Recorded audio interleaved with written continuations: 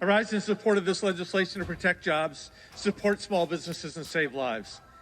There is more we must do, not simply for those who are at greater risk, but for all of us who wear masks, not because we don't want to be with one another, but because this pandemic has made us a risk to others, to our neighbors, our friends, our family. We must make sure that the testing goes into the areas disproportionately affected, like the Black and brown communities. So I support enthusiastically the rule, and as well. And COVID-19 will undeniably exacerbate this paradigm. Let's not let this happen again, particularly during the course of this crisis. Madam Speaker, I have one question. Where has Congress been? 43% of American households have had a significant or total pay cut. 26 million Americans have filed for unemployment. Schools are shut down, placing burdens on families, and hospitals are laying off doctors and nurses. Where has Congress been? Congress has met twice. First, to pass a $2 trillion bill that in many cases is harming the very business it purports to help. And now again to spend more borrowed money without asking the important questions. No hearings, no oversight. Today I'm holding my nose, voting for a bill I had no chance to shape, because there are 700,000 businesses closed by the power of government on the outside looking in, while Harvard qualifies for $9 million. But this is it, Madam Speaker. Enough. No more half-assed legislating. No more picking winners and losers. No more asking a small restaurant to gamble, to borrow money in hopes that money will be forgiven by their government. If they rehire people, they can't rehire because those same overlords are paying workers more in unemployment than to do their job. Congress must convene not just today, but every day until America is back on track. Our job is to make policies that will save lives on moving us forward with deliberation, facts, and balanced reason, not reaction, panic, and fear. Congress should be here, Madam Speaker. We are a body of 435 representatives. That is true. There is only one that can demand that gavel go up and down, and I have a very simple question for this body. Will anybody in this body stand and say that the Speaker has demanded that we act here with the urgency that our people require, with the urgency that this body is capable of?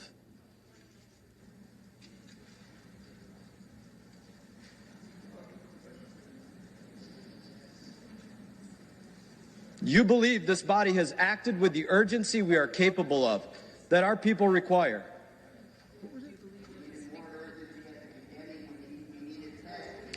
The House will be in order. The House will be in order. I think it is sad that there are people that believe that we have acted in urgency. There has been no haste by this body. Is that a minute? It will be said of this time the gentleman's time is that expired. Those who could do the most did the least. He looked to me like he was a little sedated. He's shredding the Constitution in his conduct. I shredded his State of his Mind address. President, let's invite him back for a State of the Union, given what you're describing. Well, next year we will have a new President of the United States. That is an absolute imperative for our country, for our Constitution, for the land that we love from sea to shining sea, which he degrades almost every day, but several times a week, for who we are as a people, a nation of immigrants, unless you're blessed to be born a Native American, a nation of whom he denigrates, and for our values, which he just is disloyal to the Constitution, degrades the environment, denigrates who we are as a people, and undervalues who we are as a great country that is a good country where people care about each other and where there's a sense of community. It's appalling, the things that he says, and then you say to me, tearing up his falsehoods, isn't that the wrong message? No, it isn't. It's just, I have tried to be gracious with him. I'm always dignified. I thought that was a very dignified act compared to my exuberance, as I said. But we will not allow any president to use that Capitol, that chamber of the House of Representatives, of the People's House, as a backdrop for him. Now, all presidents have guests. Constant guest. That was not a State of the Union. That was his state of mind. We want a State of the Union. Where are we? Where are we going? And the rest. Now, let me just show you how many guests I can draw. And let me say how I can give a Medal of Honor. Do it in your own office. We don't come in your office and do congressional business. Why are you doing that here? Quite frankly, when he started talking about someone with stage 4 cancer, all of that, I thought he was I don't know which stage John Lewis's cancer is at, but when he started talking about someone with cancer, we thought he was going to talk about John Lewis, a hero in our country. Come on. So in any event, I feel very liberated. I feel very liberated. I feel that I've extended every possible courtesy. I've shown every level of respect. I say to my members all the time, there's no such thing as an eternal animosity. There are eternal friendships, but you never know on what cause you may come together with somebody who may be perceived as your foe right now. Everybody is a possible ally in whatever comes next. E pluribus unum, from any one. They didn't know how many we'd be or how different we'd be, but they want us always to remember that we were one. And they, our founders, had their differences, as do we. So, again, I extended a hand of friendship to him, to welcome him as the President of the United States, to the People's House. It was also an act of kindness because he looked to me like he was a little sedated. He looked that way last year, too. So, but he didn't want to shake hands. That was that. That meant nothing to me. It had nothing to do with my tearing up. That came much later. And, you know, a speed reader, I just went right through that thing. So I knew what was coming when I saw the compilation of falsehoods. But then when I heard like the first quarter or third, then I start to think there has to be something that clearly indicates to the American people that this is not the truth. And he has shredded the truth in his speech. He's shredding the Constitution in his conduct. I shredded his state of his mind address. Thank you all very much. Thank you. Thank you. Thank you. Thank you. There you have it, Speaker of the House.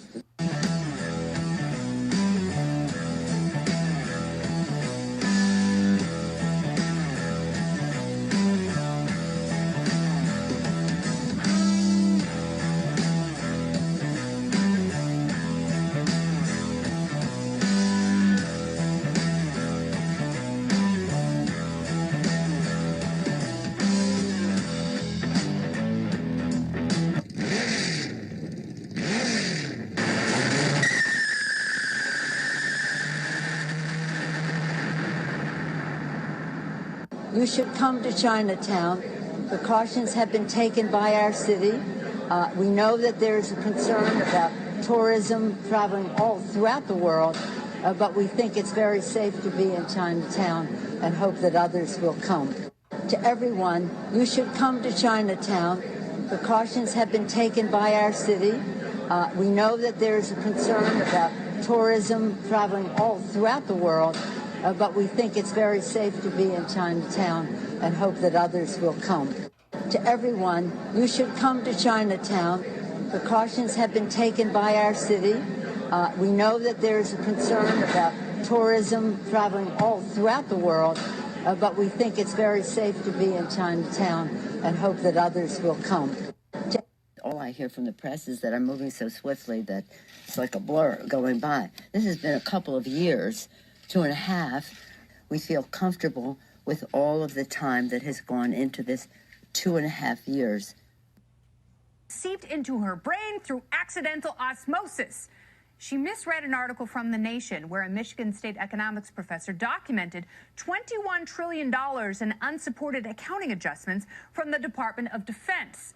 That means money was moving mysteriously in and out through an opaque budgetary system, and it's impossible to see what cancels each other out. Of course, Alexandria's reading comprehension is as solid as her basic math, so she took that to mean the Pentagon was hiding $21 trillion in a camouflage steamer trunk, and if she could find it and pry it open, it would almost single-handedly fund single-payer insurance.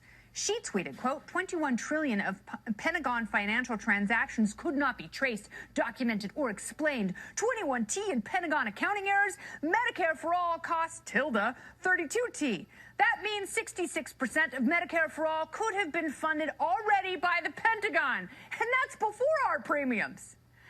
Oh, dear. That's not how it works. The total Pentagon budget for the 17-year period the study covers was only $9 trillion, and that's a lot of money. But there's not some magical stash you can trade for Band-Aids and aspirins in the cellar. My problem isn't with how Miss Ocasio-Cortez looks or what she wears or how she talks. It's that she has been thrown so many softballs, leftist interviewers are getting group rate discounts on Tommy John surgery, and she never corrects her fundamental flaws or does basic research to fix her fuzzy math. Democratic National Committee Chair Tom Perez called her the future of the Democratic Party. And I hope, like this recent flirtation with diet communism, that future is short-lived and soon corrected. And that's the memo. Mass incarceration has put hundreds of thousands behind bars for minor offenses. Joe Biden wrote those laws. Every major crime bill that's come out of this Congress has had the name Joe Biden on that bill. We do everything but hang people for jaywalking in this bill. Joe Biden's policies destroyed millions of black lives. Joe Biden may not remember. Cortez failing to outline where all the money for her so-called free government proposals is going to come from. Here now is Dan Henninger, Wall Street Journal editorial page deputy editor and a Fox News contributor. And, you know, let's just talk about what she's planning to give away from the goodness of her own heart. By the way, Milton Friedman said the easiest way to give away money if it's somebody else's money, which is, to say the least, but free health care, free college, free income, by the way. She's another guaranteed income. Yeah. Guaranteed income, but she's about $38 trillion short of paying for it. Yes. Well, I think there was a bit of a Freudian slip in that answer of hers when she started talking about waving a wand, like it's magic. Do you believe in magic? And but I think it's a serious proposition, David. What this suggests is that people like Ocasio-Cortez, the socialist, basically don't care about the price tag. They're not interested in that. The idea is that you will promise this sort of thing to millennials, that health care can be free, college can be free. They get elected, they get power, and they run the government. Problem is, in the places they've been allowed to do that, like, say, Detroit, bankrupt, state of Illinois, bankrupt, New Jersey, Connecticut, gasping for air because there simply isn't enough tax revenue to pay for the promises they already made. Not to mention, by the way, all these student loan programs, which are terribly underwater, and somebody's going to have to pay for that, and naturally that's going to be the taxpayers. Meanwhile, there is a way to get free education, and Ken Langone just showed us that. One of these evil capitalists that she talks about just gave $100 million to NYU Medical Center, and med students are now getting free tuition, thanks in part to that generous law. So it's capitalism that does allow for occasional free gifts, genuine gifts from people that have the money to do it. And there's a couple of other things capitalism does, David. She's talking about we ought to have a medical system like the UK or the Europeans. The Europeans have for decades been free riding on the pharmaceuticals created in the United States by a for-profit system and to some extent Switzerland. They use the things we have. What she's proposing, in effect, is to put a ceiling on medical innovation and medical progress because there would not be enough money to contribute to that sort of innovation. It would all be going to supporting the underlying system. And we know in the UK and Canada, it's already breaking beneath the cost of those systems. Well, you know, in politics, you never let facts get in the way of a good argument. And there is still, despite the fact that her numbers don't add up, and she hasn't even bothered to add things up, she still has appeal to a certain sector of the Democratic Party, and the head of the Democratic Party said she's the future. Yeah, what do they Tom do with Perez. her? Well, they run her in places like Queens or in New York City where you have a lot of progressive voters, but don't be deluded. The Democrats are not so stupid to run this in every congressional district around the country. In a lot of these districts, they're running much more moderate Democrats, like the woman who's running for Rodney Frelinghuysen's seat down in, I think it's New Jersey 7. Former prosecutor, former Marine, and running as a centrist Democrat. And at the state level, you have centrist Democrats, West Virginia, Indiana, North Dakota. But at the national level, where you have these presidential candidates, they have sort of joined themselves to her ideas. And I do not see, David, that that is politically viable. We'll see. Dan Henninger, shall see. Good to see you. Thank you, my friend.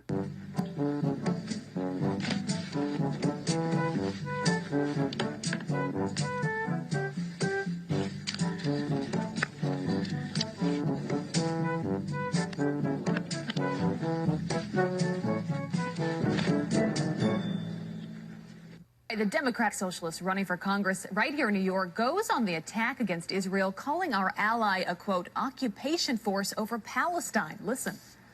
I also think that what people are starting to see, at least in the occupation of Palestine, is just an increasing crisis of humanitarian condition. You use the term the occupation of Palestine? I think what I meant is like the settlements, places where Palestinians are experiencing difficulty. Do you think you can expand on that? I am not the expert on geopolitics on this issue. Well, that is clear. Here to react, Michael Knowles, host of The Michael Knowles Show. Michael, good to have you with us. Abby, good to be here. All right, you listen to the DNC, and that is the future of their party. That is the future of their party. I think she's a good representative. The Democrats at this point are proudly ignorant and thoroughly anti-Israel, so it makes sense. This poor girl, Alexandria Ocasio-Cortez, is not making a great first impression, and that is the lasting one. What do we know about her since her campaign hit the national stage? She is a liar. She lied about her upbringing. She pretended to be from a poor part of the Bronx and grow up there. In reality, she grew up in a ritzy part of one of the ritziest counties in the country. I know this because I grew up in the town over from her. So we know that, and now we know that she is proudly ignorant. She has this great line. She says, I don't really know a lot about this, but I firmly believe, frequently wrong, but never in doubt. She uses the slogans that we've seen from Democrats now for the past 20 years. We heard in the Bush era, Bush lied, people died. He didn't. We heard no war for oil. There wasn't one. Now we hear Trump colluded with Russia. There's no evidence of that. And the myth of Israeli-occupied Palestine, which I believe is the country east of Narnia and west of Wakanda, is another example of that. Margaret Hoover in that television program scratched just below the surface, and Ocasio-Cortez had no answer. She didn't know anything. All she had learned was ideology. I think apparently Yorktown High School is not as good as we all thought it was. So by the way, Michael, learned these. To your point, she went to Boston University. She says she doesn't know geopolitics in that interview. She majored in international relations. So obviously this is something that she claims to know a lot about. Kudos to Margaret Hoover in that interview for simply listening and following up with, can you please expand on this? What I'm surprised by is she's done so many interviews since this big win a few weeks ago, and yet none of this has been exposed. What does this tell you about bigger picture of the Democratic Party?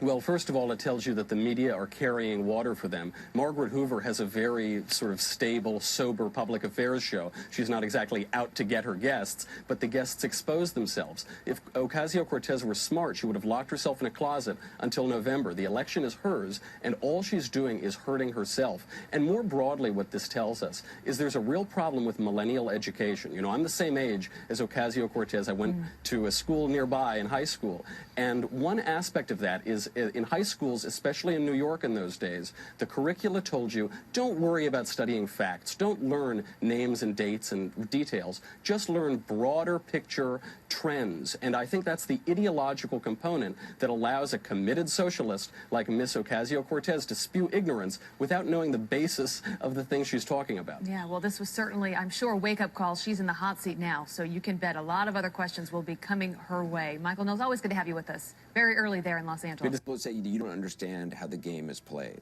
Mm-hmm. Do you? I think it's really great for people to keep thinking that. You want folks to underestimate you, some people? Absolutely. That's how I won my primary. Do you believe President Trump is a racist? Yeah, no question. How can you say that? When you look at the words that he uses, which are historic dog whistles of white supremacy, when you look at how he reacted to the Charlottesville incident where neo-Nazis murdered a woman versus how he manufactures crises like immigrants seeking legal refuge on our borders, it's night and day. Do you have a specific on the tax rate? You look at our tax rates back in the 60s, and when you have a progressive tax rate system, your tax rate, let's say from $0 to $75,000 may be 10% or 15%, et cetera. But once you get to like the tippy tops. On your 10 millionth dollar, sometimes you see tax rates as high as 60 or 70%. That doesn't mean all $10 million are taxed at an extremely high rate, but it means that as you climb up this ladder, you should be contributing more. These are politically dangerous tactics that you're using. You've heard that. Yeah. Do you believe it? It's absolutely risky. It requires risk to try something new, but also we know so much of what we've tried in the past hasn't worked either. What we have in mind, and my policies most closely resemble what we see in the UK, in Norway, in Finland, in Sweden. How are you going to pay for all of this? No one asks how we're going to pay for this Space Force. No one asked how we paid for a $2 trillion tax cut. We only ask how we pay for it on issues of housing, healthcare, and education. One of the criticisms of you is that your math is fuzzy. The Washington Post recently awarded you 4 Pinocchios. Oh my goodness. For misstating some statistics about Pentagon spending. If people want to really blow up one figure here or one word there, I would argue that they're missing the forest for the trees. I think that there's a lot of people more concerned about being precisely, factually, and semantically correct than about being morally right. But being factually correct is important. It's absolutely important. And whenever I make a mistake, I say, okay, this was clumsy. And then I restate what my point was.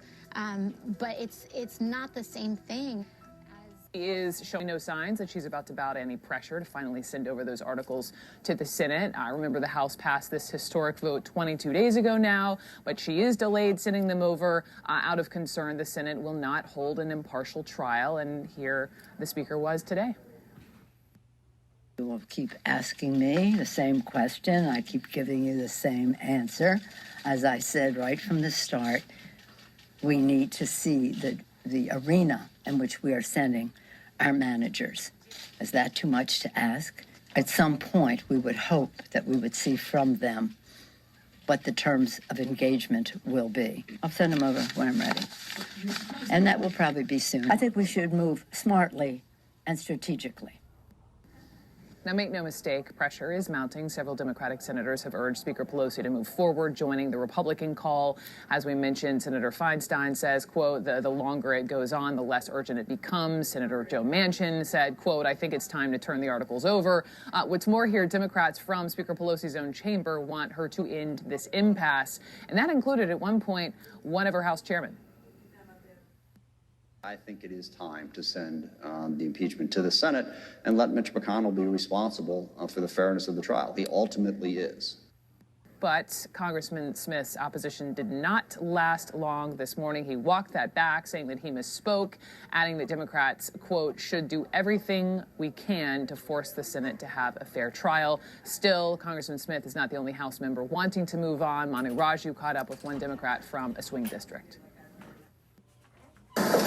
Look, do you think it's time for the Speaker to sit down before the Senate? You do. I couldn't. It was so quick. I didn't hear. Dan Avash is CNN's chief political correspondent. You speak, members of Congress flying past you. I mean, Yeah, he said, do you want them to go? He said yes. Yes. He's on the same page as the Senate Democrat. What are you hearing? What is Speaker Pelosi going to do? Well, I love that you played that kind of mashup of what she said this morning, because she very clearly wants to signal, don't push me. On the other hand, the pressure is there. It's there in a real way. And those two colliding sentiments they were so clear with what happened with Adam Smith. He was on this very network. Yes, he was. Our John Berman, it's time to do it, and then walked it back. It wasn't just because he had an epiphany. There's no question. We don't know exactly how it went down, but he's a smart guy and a serious guy, and for him to have to do that, it's exhibit A, B, and C of how the House Speaker doesn't want to be pushed publicly. Even Senator Cardin, he's like, Nancy Pelosi's Nancy Pelosi, and Nancy he's a Pelosi's creature of the do. House, exactly. Right. He knows what he's talking about there. Having said that, I'm told that the Speaker is signaling internally, don't go far, stay close. not saying anything more than that. She, as Manu and Phil have been reporting, she holds her cards very close to her vest, even among her nearest and dearest. But she's saying, you know, she's signaling we're almost there. As in maybe the next 24 hours? Maybe the next 24 hours. Okay. What she is hoping, and she said this publicly, and I'm told privately as well, that Mitch McConnell, who has said, okay, fine, I'll send you over what we're planning for the Senate trial, that he actually does it. But so the hope is that happens, and that is the catalyst for her finally saying, okay, you got it. I'm gonna appoint the managers who are going to be the effective prosecutors, and I'm going to send over the articles of impeachment so the Senate trial can start. But she might not be able to wait that long. I'm also told that she understands that there are a lot of members, those members like the one Manu talked to, who are out on a limb politically back home, the so-called frontliners who are in Trump districts, and to go home one more time, even for a weekend, and without saying, yeah, it's going over there. It's going to be very, very really hard tough for them. She understands that. There's also more reporting I want to ask you about. This is also coming from Phil and Sarah Westwood about how President Trump's getting this conflicting information on whether to bring conservative House members onto his defense team for the impeachment trial, a la, does he want theatrics or no? Well, it's theatrics, but it's also the people he thinks defend him the best. And the answer to who he thinks defend him the best are, you know, some of the most prominent players in the conservative side of the House Republican conference. Jim Jordan, the people we saw all during the impeachment trial. Jim Jordan, Radcliffe, those figures. He loved watching that show. To have them from his perspective, and he is being encouraged to push for people like them to work alongside of his own lawyers, his own legal team in the Senate trial. Others, our colleagues, Phil and Sarah and others, are reporting that Mitch McConnell, who actually is the majority leader of the Senate, went to the president yesterday and said that's a bad idea because it won't help your case. Because in the Senate, the people they're trying to influence are the moderate Republicans on any given witness. The question is, how are they going to vote on any given witness? And having a conservative trying to shove it down their...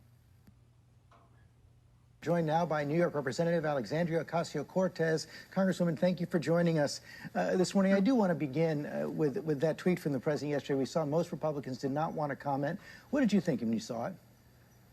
I mean, it was horrendous and horrific. The president targeted a 75-year-old man, justice-loving man who wanted to stand up for his neighbors and wanted to stand up for his fellow Black Americans and making sure that everyone is treated equally in the eyes of the law. And to target him when everyone saw on video exactly what happened is just such a reprehensible act. And it just goes to show how far we have to go in the fight for justice in this country. Let's talk more about that right now. The White House is taking you on for supporting the defund the police movement.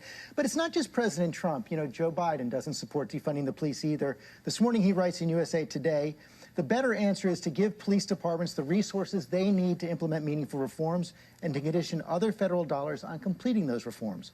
What's wrong with that argument? Well, I think in a lot of different places in America, we experience very different realities with the police. Here in New York City, and I happen to represent the Bronx, I have Rikers Island here in my own district. And the New York City Police Department has a $6 billion a year budget.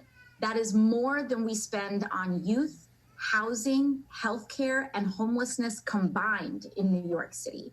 And so the problem is not a lack of resources here. In fact, many folks here in our community say that the problem is the opposite, is that not enough resources are being put into the very kinds of social programming and investments that prevent crime and social discord in the first place. And so what a lot of folks are talking about when it comes into this movement is that they're asking for the same budget priorities that many affluent suburbs already have. And it may sound strange, but many affluent suburbs have essentially already begun pursuing a defunding of the police in that they fund schools, they fund housing, and they fund healthcare more as their number one priorities. But why is it necessary to take the money from the police? I mean, I understand your argument, the argument you're making about expanding social services, investing in social services, but the research does show that more police on the street means less crime? Well, I think there's one question that is interesting here is that when it comes to funds, it's not always just about the number of officers in the street. It's about these police precincts that have tanks, that have military weaponry, and frankly have a degree of material resources and warlike weaponry that people ask, why does a local police precinct have this in the first place? So when we talk about defunding, it can show up in multiple ways. Additionally, the other way that we talk about, in this is that when people ask for healthcare, when they ask for housing, when they ask for education, people always say, how are you going to pay for it? And so what this movement is doing, first and foremost, it's important to note that this is directed at city councils and mayors. And so you should look to see if your city is having this conversation. But first, and the other question here too is, I think it's a valid question for people to ask, what should be our number one budget priority at all? Does any agency deserve to be funded more than almost all the others for healthcare, housing, and youth combined? But what do you say? Excuse me, sorry. What do you say to your fellow Democrats who say the slogan defunding the police gets in the way of the argument you're making? You've even got the chair of the Congressional Black Caucus, Karen Bass, saying it's a distraction. Yeah. Well, we can't necessarily, I don't think we can control what is happening right now in this moment, right? Our job as elected officials is to listen. And we can't control that everyone is going out in the street and saying Black Lives Matter. And just a few years ago, everyone said that Black Lives Matter polled poorly, that it was divisive, that it required too much explanation. But these are everyday people going out into their communities saying, this is what we want for ourselves and for our city council budgets. But, what I do think is incredible, and the incredible work that House leadership has done, is that they have listened and they've introduced a sweeping bill in the Justice and Policing Act. And what Congress is trying to do is create a national registry of officers that have engaged in gross misconduct to make sure that they can't run away from accountability by hurting someone in one precinct, leaving, and then getting hired at another one. Congresswoman, thanks very much for joining us this morning. Well, hey there, GMA fans. Rob. When a close friend of mine learned that I was coming to this deeply revered university, he urged me to be prepared. He said, be sure to have your facts, numbers, and data points. Alas, I had to inform my friend that no such preparation was plausible, because the motion that sits before us today is the impeachment of President Donald J. Trump, a topic that made entry into the sphere of debate absent any substantive fact, born entirely of innuendo, and unmitigated anger and personal contempt. Personal contempt, like calling somebody a weak president, an odious president, a hideous president, suggesting that somebody smells like scotch, while very entertaining, is without any fact or merit. Of course, this debate, this impeachment talk, did not begin here at Oxford. Rather, peculiarly, the conversation regarding the impeachment of Donald J. Trump began the very first morning after he defeated Hillary Clinton in a stunning upset back in 2016.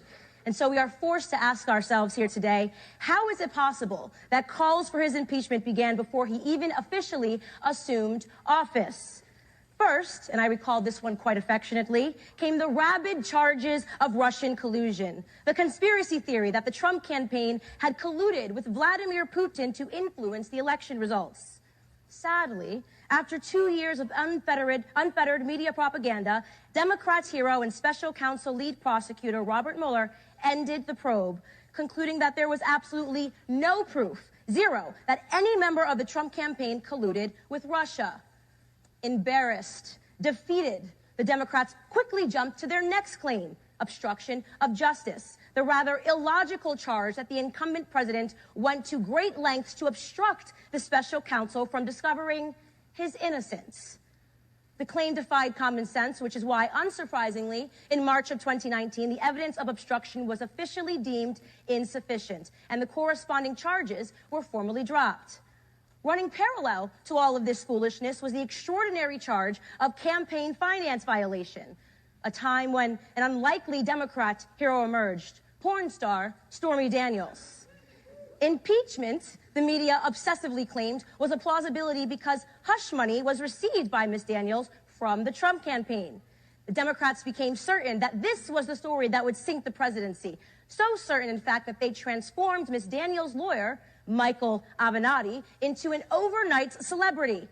Propped up as the long-awaited kryptonite to the MAGA superhero, there were public calls for Mr. Avenatti to run against Trump in 2020. More sadness, because that story collapsed too. And if you need an update, Ms. Daniels was ordered by a judge to pay Trump nearly $300,000 in legal fees. And the hush money lawsuit against the president was dismissed entirely by a judge back in March. Oh, and what of Mr. Michael Avenatti, the man once glorified by Democrats as a presidential contender? It grieves me to report that he has now been accused of financial fraud himself, indicted for extortion, fraud, and identity theft by a host of clients, including Ms. Stormy Daniels herself. Which brings us to Ukraine.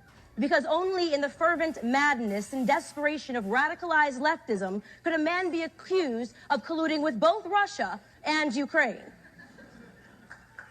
Despite Ukrainian President Zelensky outright denying that any quid pro quo existed between his government and Trump, and despite the disastrous hearing yesterday before the House, which revealed that none of the alleged whistleblowers had any firsthand knowledge of the call between the two leaders, Democrats will continue to push this narrative to its natural conclusion until it collapses like all of the other false narratives under the weight of its own deception. Ladies and gentlemen, need I remind you that a president can only be impeached for committing a high crime or a misdemeanor, a crime like former Democrat President Bill Clinton committed when he lied under oath about sexual relations that he had with an 18-year-old intern in the White House. Unfortunately for Democrats, beating Hillary Clinton is not a high crime. In fact, many people like myself consider that to be an act of philanthropy. By now, you may have gathered that the argument I am making is one of overzealous partisanship behavior by the Democrats, but that is really just the veneer. Do not be deceived by the topical arguments today. Do not overlook the true meaning of this conflict. Recognize that what we are debating today is not left versus right, Republican versus Democrat, or liberal versus conservative. It is tyranny versus liberty. If a decision is made to impeach a president on the basis of opinion, then the republic is doomed. If personal animosity and prejudice become the basis for removing duly elected officials going forward from their offices, then the republic is doomed. Founding father Alexander Hamilton spelled out this potential abuse of impeachment when he forewarned that such prosecution, and I quote, in many cases will connect itself with pre-existing factions and will enlist all of their animosities, partialities, influence, and interests on one side or the other. And in such cases, there will always be the greatest danger that the decision will be regulated more by the comparative strength of parties than by the real demonstrations of innocence or guilt, end quote. Even in times of extraordinary political divide like today, we must remain principled. We must remain factual. And I am afraid that the basis of impeaching Trump is neither. Appropriately, Alexander Hamilton also wrote that a nation which can prefer disgrace to danger is prepared for a master and deserves one. Through the continued onslaught of these various fraudulent investigations, we not only disgrace ourselves, but we weaken our position upon the world stage. We signify to the rest of the world that Western civilization is on the brink of implosion. Within America, constitutional government is dissipating before our eyes. So, ladies and gentlemen, I have traveled 3,662 miles over the Atlantic Ocean to inform you all that you simply cannot impeach somebody that you don't like. And if the chamber would like... I just have to say that I object strenuously to your use of the word hilarious. To me, this feels a lot like your reaction to being named in one of these manifestos. Now, you're of course not responsible for the words of somebody writing that document, but I do think that laughing at it is a real problem because these are real families that are impacted by this violence. And I think our efforts towards talking about this have to start from a place of mutual respect, which is what I've heard from this side of the table. Now, the reason we don't have those numbers, I want those numbers as much as you do, but to say the numbers don't show something is simply not supported by the data. Okay, and I have 38 seconds left, Ms. Mulligan, if you want to respond within that time. The only thing I would add is that it's in the name. Terrorism, domestic terrorism, it terrorizes us. It terrorizes us in our homes. It terrorizes us in our schools.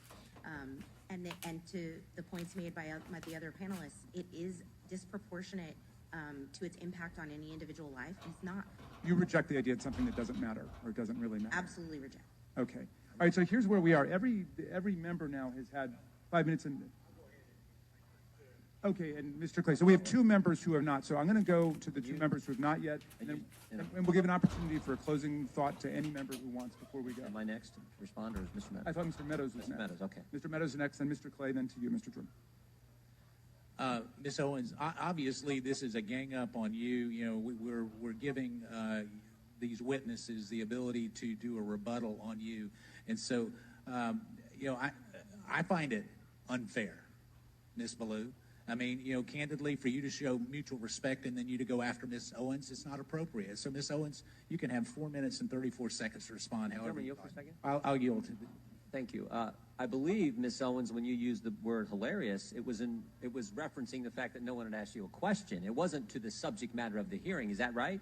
That is correct. And to have another witness insinuate something that is not accurate is just not appropriate, Mr. Chairman, for how witnesses are supposed to behave in front of this committee. I also think you didn't say it doesn't matter about the subject matter of today's hearing. You said there are other subjects that matter as well, and maybe we should spend some time on those. Is that accurate? That is correct, and they matter much, much, much, much more. And I have said that. I said that in my opening, and I will say it again. You know that white supremacy and white nationalism ranks nowhere near the top of the issues that are facing Black America. And the reason that you are bringing them up in this room is because it is attempt to make the election all about race, as the Democrats. Not in my case, Ms. Owens. I'm sorry. Please do not characterize my motive. Mr. Chairman, it's my time. Yeah, it's my time. You've got your time, Mr. Meadows. I'll give you 3 more seconds.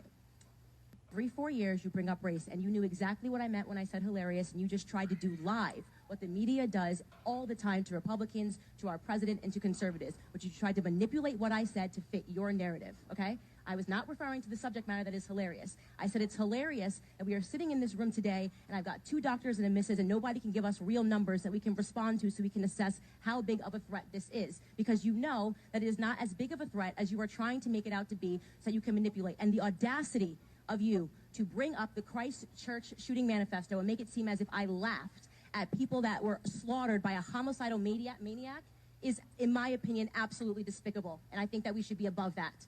To try to assign reality or any meaning to a homicidal maniac writing a manifesto, which, by the way, let the record show, also stated Spyro the Dragon, the child's cartoon, as a source of inspiration. He also cited Nelson Mandela as a source of information. I don't think that Nelson Mandela has inspired mosque shootings. You can correct me if you think I'm wrong.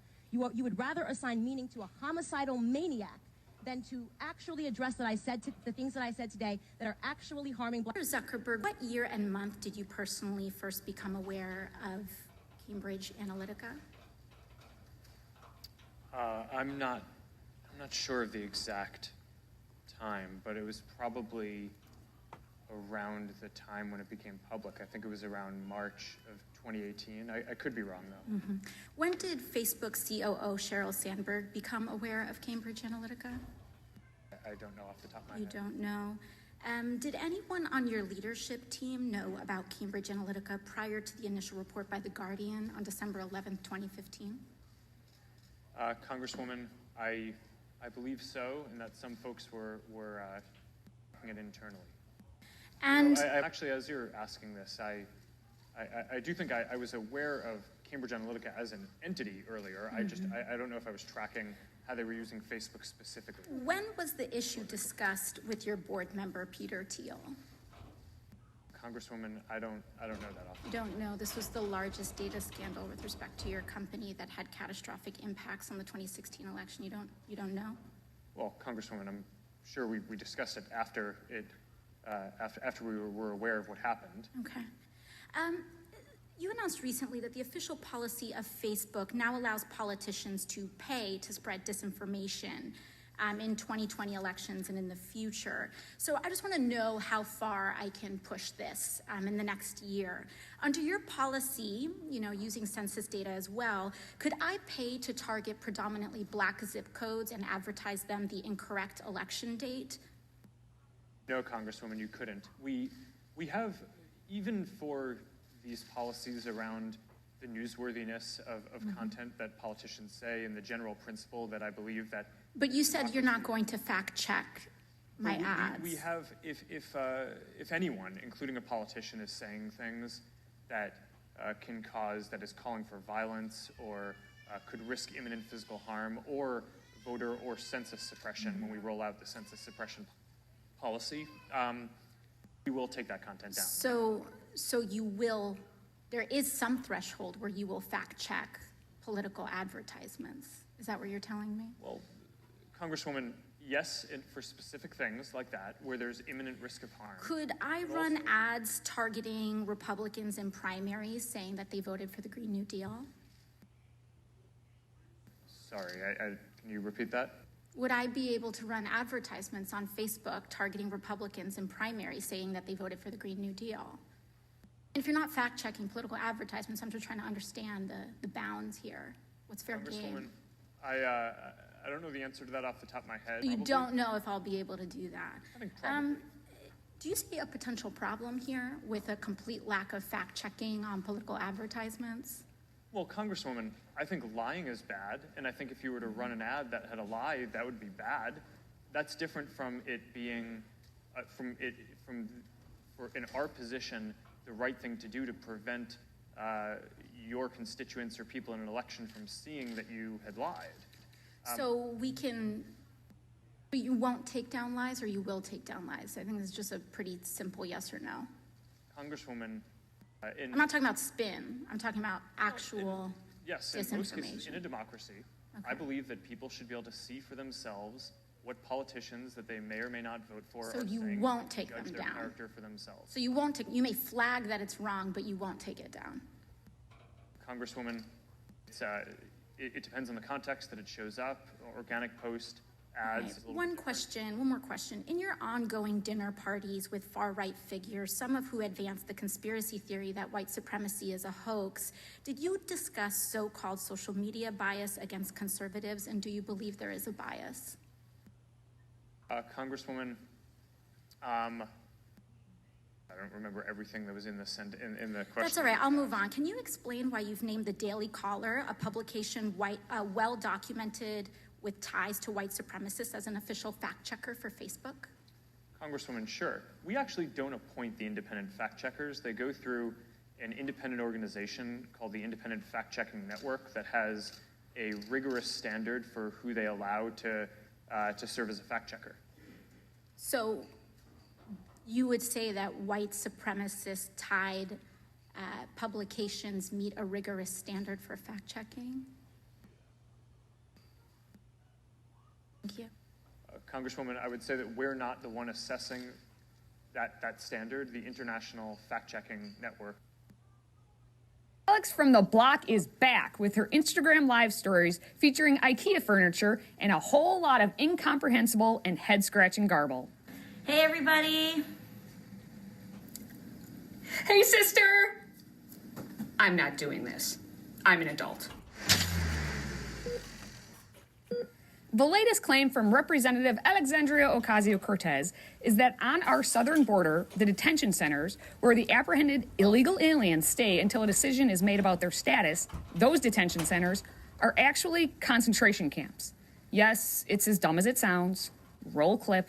The United States is running concentration camps on our southern border, and that is exactly what they are. They are concentration camps. And if that doesn't bother you,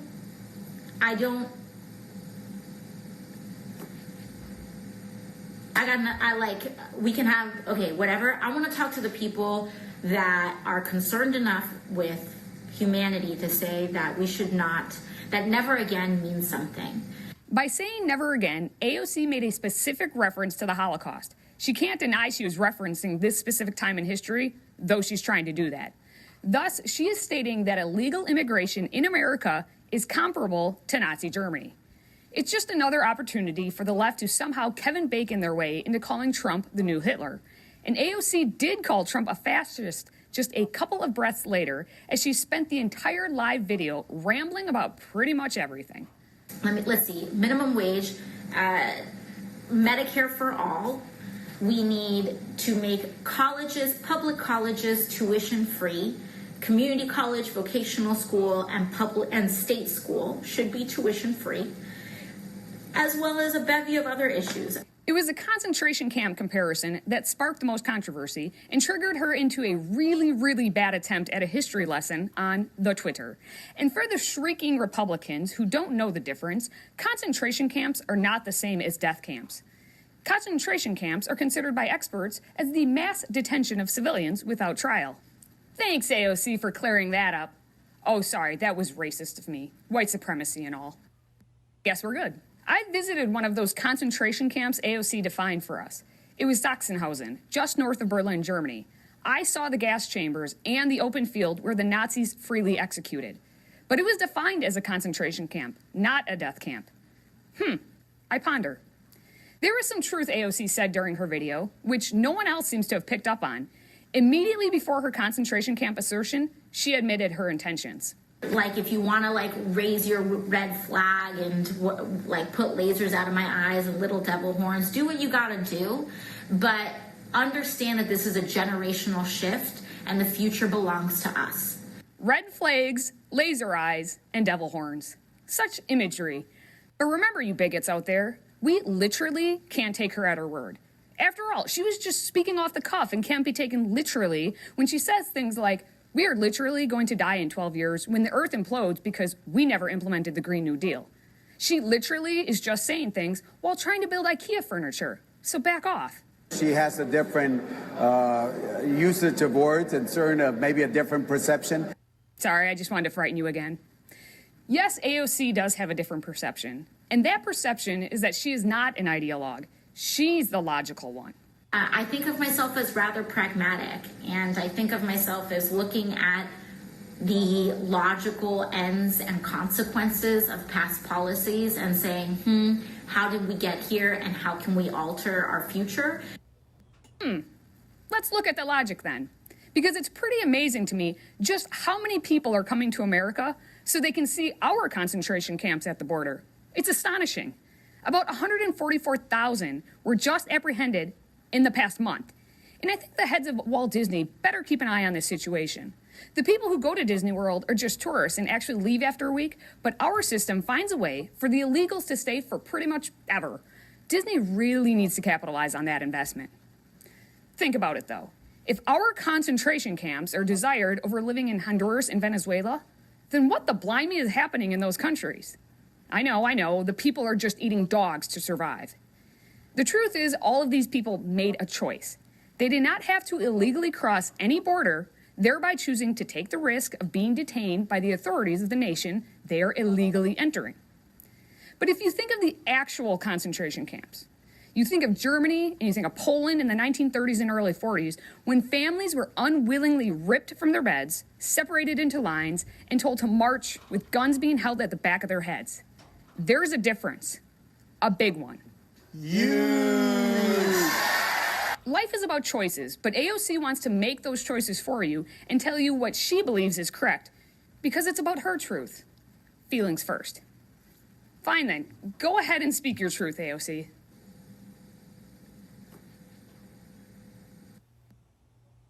Today, Junior? Let's try this one more time.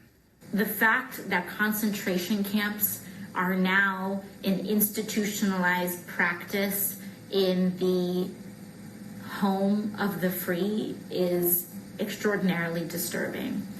Swing and a huge miss. It's the land of the free, home of the brave. And it's because of those brave that we are free. Just stop, AOC. How it is that you're a member of Congress is what's really disturbing here.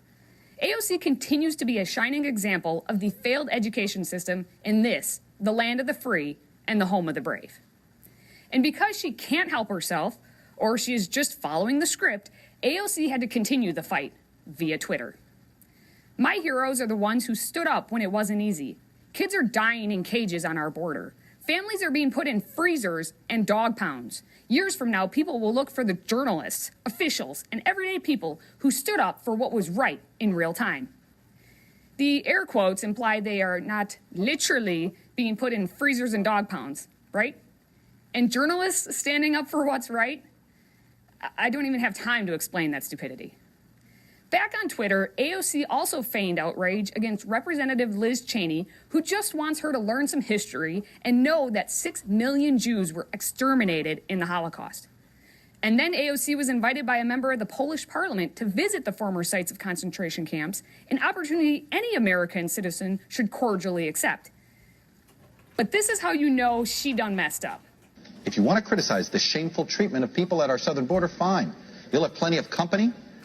But be careful comparing them to Nazi concentration camps, because they're not at all comparable, in the slightest. When Chuck Todd of MSNBC is fact-checking you and calling your words a tremendous disservice to the detainees, that ain't good for your messaging. Of course, the sycophants were there to defend AOC all week long, and some are now attacking Chuck Todd for breaking ranks. Because this is the one consistency of the left. If you are not lockstep, they will destroy you, no matter how loyal you have been to that point in time. We really could go on forever. Just remember, the only death camps that are being run in America today are in the buildings labeled Planned Parenthood, as every day they exterminate 900 helpless children. Keep focused on the true atrocities happening in our country and fighting for real justice, not the fake outrage put out by AOC and her comrades while building IKEA furniture. Until next time, stay healthy, America. Primary. I think I'll probably vote for Bernie. Him as a human being, when I was hanging out with him, and I believe in him. I like him a lot. What Bernie stands for is a guy who, well, look, you could dig up dirt on every single human being that's ever existed if you catch them in their worst moment and you magnify those moments and you cut out everything else and you only display those worst moments.